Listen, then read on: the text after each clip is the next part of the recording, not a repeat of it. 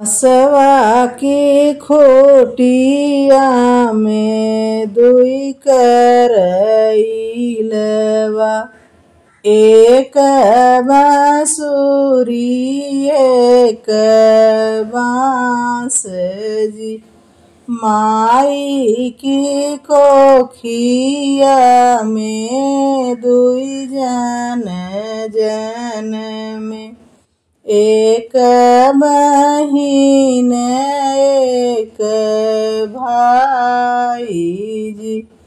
बाबा कहाँ बेटी नेरे बियहब, माई कहाँ 10 कोस जी।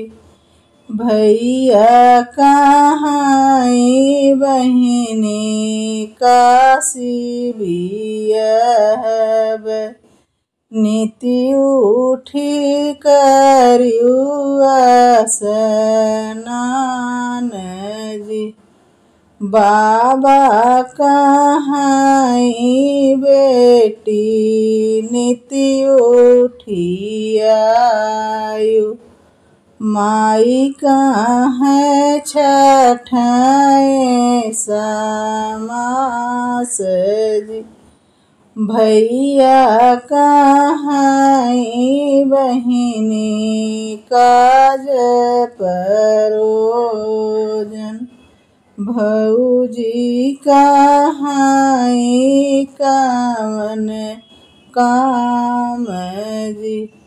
बाबा जे देहले हैं नवमन सोना,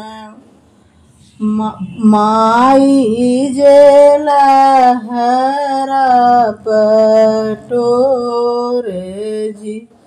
भैया जो देहले हैं चढ़ने का घोड़वा, भौजी महुरवा के गाँठ जी।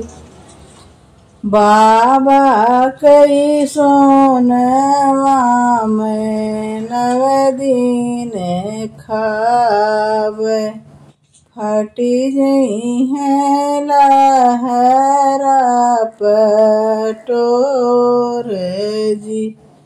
भैया के घोड़वा में नग्र कूदइबा, भौजी के अब जस होई जी।